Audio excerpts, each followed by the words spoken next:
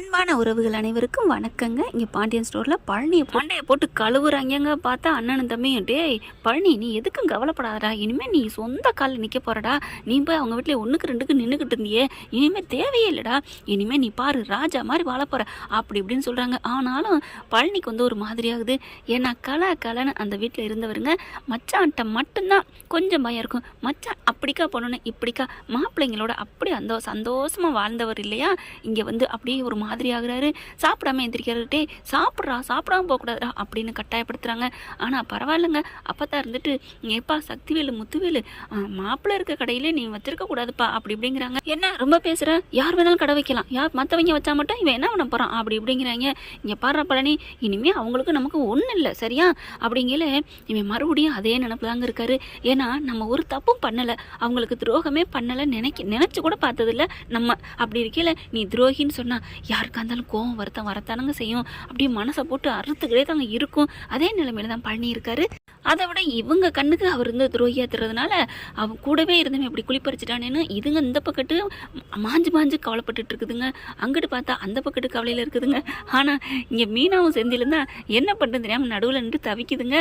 இவர் பார்த்தா நம்ம எவ்வளவு ஜாலியா படம் பார்க்குறோம், எப்படி இருக்கிறோம், அந்த வீட்டில் தான் இதெல்லாம் நடந்திருக்குமான்னு கேட்க மீனா உடனே நம்ம ஜாலியாக இருப்போம், ஆனால் கடைக்கு போய் நீங்கள் ஜாமான் வாங்குவீங்களா, அதை பண்ணுவீங்களா, இதை பண்ணுவீங்களா, இனிமேல் எல்லாம் பண்ணுறேன் அப்படின்னு செந்தில் சொல்கிறாரு. அதே மாதிரி காலையில் எழுப்புறாங்க. பார்த்தா எந்திரிக்க மாட்டேங்கிறாரு. எந்திரிங்க அப்படின்னு கேட்க என்ன மீனா போய் பால் பாட்டு வாங்கிட்டு வாங்க. அதெல்லாம் முடியாது, நீ போயிட்டு வா அட்ட பாவி மனசா அப்படின்னு போய் பாலையும் வாங்கிட்டு வந்துடுறாங்க. அடுத்து எதை தக்காளி இல்லை போய் வாங்கிட்டு வாங்க அப்படின்னா, ஐயோ நீ நேற்று இதெல்லாம் வாங்கி வைக்க மாட்டியா, ஓ நீங்கள் வாங்கிட்டு வர மாட்டீங்களா, மீனா நான் வேலை பார்த்துட்டு வரேன்ல, அப்போ நாங்கள் மட்டும் என்ன கபடி விளாண்டுட்டு வரோமா அப்படிங்கிறாங்க. உங்களை மாதிரி தான் நானும், அதனால வீட்டு வேலையும் பாதி பண்ணுறேன்னு சொல்லிவிட்டு பார்த்தீங்களா, இதே அத்தை வீட்டில் இருந்தால் அத்தை எல்லா வேலையும் பார்த்ததோடு இல்லாமல் டிஃபன் நான் கிளம்புற நேரம் அப்படியே ஆசையாக ஸ்கூல் பிள்ளைக்கு கொண்டாந்து கொடுக்குற மாதிரி கொடுப்பாங்க. அந்த மாதிரி மாமியாக யார் கொடுத்து வைக்கும், சாப்பாடும் சுவையாக டேஸ்ட்டாக இருக்கும். ஐயோ இப்போ நான் என்ன பண்ணுறது, இதுக்கு தான் சொன்னேன் கேட்டிங்களா அப்படிங்கிறாங்க. சரி விடு, நாளையிலேருந்து உனக்கு எல்லா வேலையும் பண்ணுறேன், இப்போ ஆர்டர் பண்ணி வாங்கி சாப்பிடுவோம், ஆர்டர் பண்ணுறதுக்கு காசு போகுமே, ஏய் நம்ம சமைக்கிறது சம்பாதிக்கிறது அதுக்காக தாண்டி, சமையல் இல்லைன்னா வாங்கி சாப்பிடலாம்டி அப்படின்னு ஆர்டர் பண்ணி வாங்கி சாப்பிட்றாங்க. ஆனாலும் இங்கே மீனாவுக்கு இங்கே இருக்க பிடிக்கல. மதியான சாப்பாட்டுக்காண்டி நேராக கோமதி விட்டு கிளம்பிடுது. அங்கே போய் பார்த்தா எல்லாரும் ஒரு மாதிரியாக இருக்காங்களா. அத்தை விடுங்க அத்தை, அதெல்லாம் பார்த்துக்கலாம், எல்லாம் சரியாக போயிடும். ஏண்டி எப்படி சரியாக போகும், அவன் இவ்வளோ பெரிய துரோகம் பண்ணிட்டான்டி, ஐயோ அவர் பண்ணாரா பண்ணலன்னு தெரியாமல் பேசாதீங்க அத்தை, உங்கள் தம்பி தானே, உங்கள் தம்பியை நீங்கள் இப்படி விட்டு கொடுத்து பேசலாமா, மாமா இப்படி பேசலாம், நீங்கள் கொஞ்சமாவது அப்படி இருக்காதுன்னு நீங்கள் தான் தைரியப்படுத்தணும், ஆறுதல் படுத்தணும். நீங்களும் சேர்ந்துக்கிட்டு கூட எரியறதுல எண்ணெய் பிடுங்குற மாதிரி எண்ணெயை ஊற்றுற மாதிரி பண்ணாதீங்க அத்தை. என்னடி அவங்க வீட்டுக்கிட்ட எனக்கா சப்போர்ட் பண்ண, இப்போ என்னடனா அவங்களுக்கு ஏற்றுக்கிட்டு பழனிக்கு ஏற்றுக்கிட்டு என்னைய பேசுகிற, ஐயோ அத்தை நான் நியாயத்தை சொன்னேன், உண்மையையும் அதுவும் நிலவரத்தை இப்போ நடப்பு என்னங்கிறத எடுத்து சொன்னேன், நம்மளாம் கூலாக இருப்போமே விடுங்களேன் அப்படிங்கிறாங்க. வாமா மீனா அப்படின்னு சொல்லிட்டு, என்னப்பா கிளம்பிட்டியா, ஆமாம் மாமா, நீயாவது பாசமாக இருக்கியே, யாரை நான் காலத்தில் நம்புறது யாரை நம்பாமல் இருக்குன்னு தெரியலையே அப்படிங்கிறாரு. மாமா என்னை அப்படிலாம் நினைக்காதீங்க மாமா அப்படிங்கிறாங்க. சரிப்பா நான் கிளம்புறேன் அப்படின்னு கிளம்பிடுறாங்க. அங்கே பார்த்தீங்கன்னா என்ன சம்மந்தி இப்படி பண்ணிட்டானா அப்படி பண்ணிட்டான்னு ஏற்றி விட்டுட்டே இருக்க, ஐயோ அவனை பற்றி பேசாதீங்க அப்படிங்கிறாரு பாண்டியன். ஆனால் நம்ம பழனிவேலுக்கு பார்த்தீங்கன்னா கடையில் உட்காந்துருக்காரு, வேலையே ஓட மாட்டேங்குது. வர்றாங்க வியாபாரத்துக்கு வந்தவங்ககிட்ட, பழனி அது கொடுப்பா இது கொடுப்பா, இங்கே பாருப்பா பழனி நீங்கள் கடை திறந்துட்டேன்னு தெரிஞ்ச கையோட நாங்கள் இங்கே தான் வந்திருக்கோம், இனிமேல் உன் மச்சான் கடைக்கு போகவே மாட்டோம், நீங்கள் தான் என்னமோ கூட தரப்போறீங்களாமே, எல்லாம் உன் தம்பி சொன்னார், 100 ரூபாய்க்கு வாங்கினா 10 ரூபா இலவசம்னு, அதனால தான் தம்பி இங்கே வந்திருக்கோம், அதுவும் உன்னை பார்த்து உன்னை எனக்கு ரொம்ப பிடிக்கும் அப்படின்னு வர்றவங்களாம் சொல்ல இவர் கோவம் வந்துடுது. இங்கே பாருங்க அதென்ன என்ன பார்த்து இலவசம்லாம் யாருக்கும் இல்லை, உங்களுக்கு எப்பப்போ யார்கிட்ட வாங்கணும் பிடிக்குதோ அப்படி வாங்கிக்கோங்க, எனக்கால இங்கே வர வேணாம், நீங்கள் மச்சான் கடைக்கே போங்க அப்படிங்கிறாங்க. எப்பா என்னப்பா பழனி சொல்கிற, ஆமாங்க போங்க அப்படிங்க. எல்லாம் சுகன்யா வந்துட்டு, ஏங்க நீங்கள் என்னங்க லூஸா, இப்படி எல்லாரையும் அங்கே அனுப்புனா நமக்கு எப்படி வியாபாரம் நடக்கும், அது சரி இதுதானே உன் மாமா இங்கே திட்டம் போட்டது, என் அக்கா மச்சான் கடையை ஊற்றி மூடணுண்டு, ஏங்க என்னங்க நீங்கள் நம்மளுக்கு வர்றது வரும் அவங்களுக்கு போகிறது போகுங்க அப்படின்னு சுகன்யா சொல்ல, என்ன சுகன்யா நானும் பார்த்துக்கிட்டு தான் இருக்கேன் நீயும் பார்த்துக்கிட்டு தான் இருக்க, காலையிலேருந்து இங்கே வந்தவங்க எல்லாருமே அங்கே மச்சாங்கடைக்கு போனவங்க பாவம் இல்லையா, மச்சாங்கடை காத்தாடாதா ஈயாடாதா என்ன நீ அப்படிங்கிறாங்க. ஆடுனா ஆடிட்டு போ, போகட்டும், ஆணவத்தில் ஆடுறாருல, அப்படி என்னடி அவர் ஆடினாரு? ஏண்டி நம்ம எல்லாருக்கும் சோறு போட்டவருடி. ஆமாம் இப்போல்லாம் அதை சோறு போட்டார். உங்களை திருட்டு பட்டம் கட்டினார்ல. ஏய் என்னடி திருட்டு பட்டம் கட்டினாரு? காணோம், நீ இதே எடுத்தியான்னு நம்ம வீட்டில் இருந்தனால என்னை கேட்டார். இப்போ இங்கே இருக்கனால கேட்க போகிறாரா? அதான் சொல்கிறேன், அங்கே இருந்ததுனால தான் கேட்குறாரு. இங்கே இருங்கங்கிறேன். என் மனசு கேட்கலடி. எல்லாரும் இங்கே வராங்கடி, ஒவ்வொருத்தவங்களாம் வராங்க, இவங்க பேசுகிறத கேட்குறாங்க.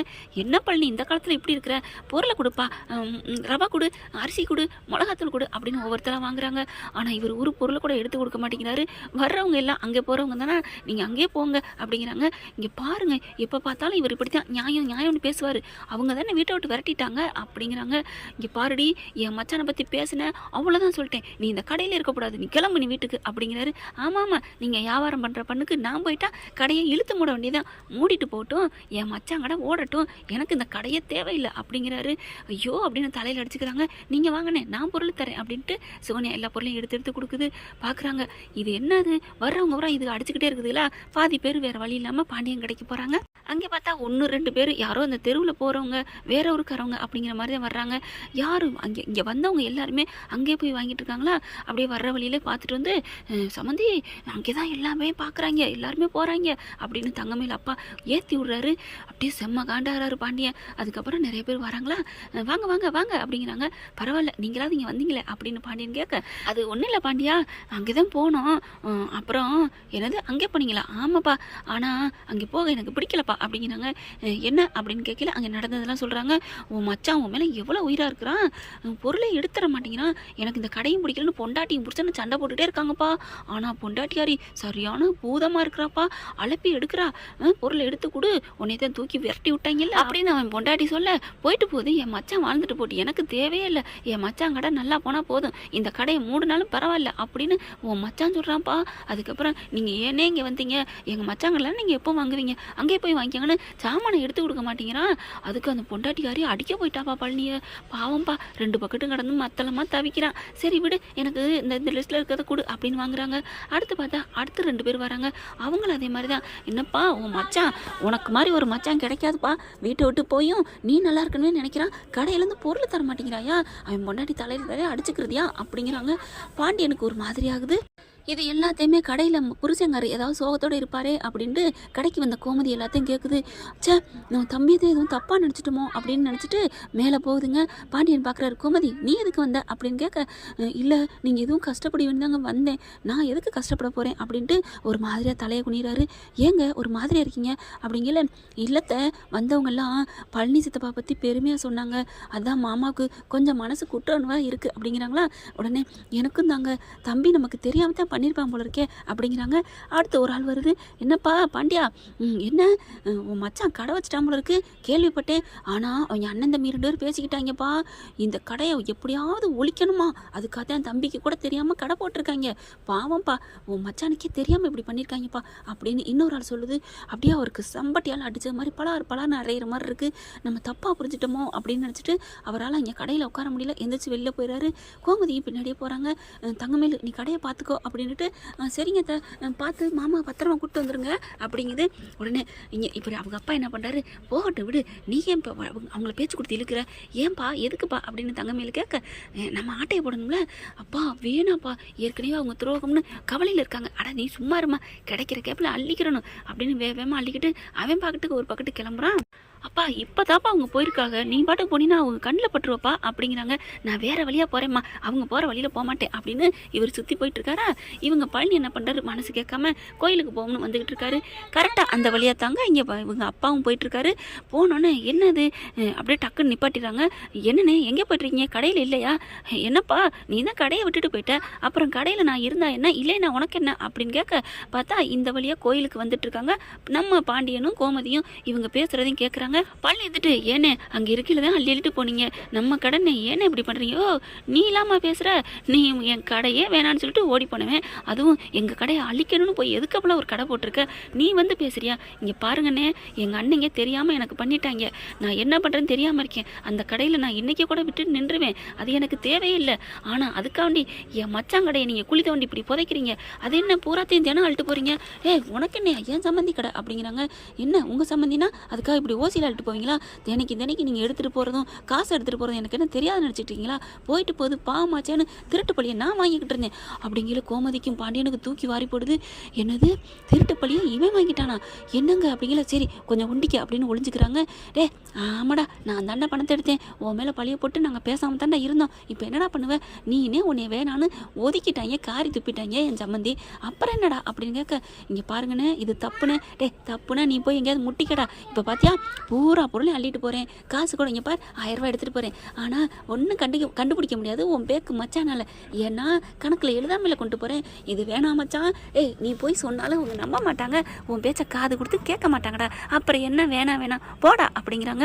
இது சரிப்பட்டு வராது, இதை கடைக்கு கொண்டு போங்க, எங்கள் அக்காவும் மச்சாவும் பாவம், எங்கள் மச்சான் கஷ்டப்பட்டு அந்த கடையில் உருவாக்கியிருக்காரு அப்படின்னு பழனி சொல்ல போடா அப்படிங்கிறாங்க. அதெல்லாம் முடியாதுன்னு சொல்லிட்டு இருக்கல, என்ன நினைச்சிட்டு இருக்க, அந்த கடையை நான் மொட்டை அடிப்பேன் அப்படிங்கிற ஓங்கிதாருங்க பழனி, அந்த கடை உருவாருங்க, எங்க மச்சான் எவ்வளவு கஷ்டப்பட்டாலும் எனக்கு தெரியும், என் மச்சான் அடிப்பாரு, எல்லாத்துக்கும் அவருக்கு உரிமை இருக்கு, நீ அதுக்கு ஆட்டையை போட பாப்பியா, என்ன நினைச்சிட்டு இருக்க, இந்த பொருளை அள்ளிட்டு போய் இன்னொரு கடை போடுறியா அப்படிங்கிறத, ஆமாடா என் வீட்டுக்கு பின்னாடி ஒரு கடை போட்டிருக்கேன் பாக்குறியா விரும்புதே, அதுதான் எனக்கு ஆச்சரியமா இருக்கு, அந்த பொண்ணு மெண்டலா இருக்குமோ அப்படிலாம் சொல்லிக்கிட்டு அப்படின்னு சோழனை வெளியேற்றிட்டு இருக்காங்க. அடுத்து நான் போய் என் பறவையை பார்த்துட்டு வரேன் அப்படிங்கிறாங்க.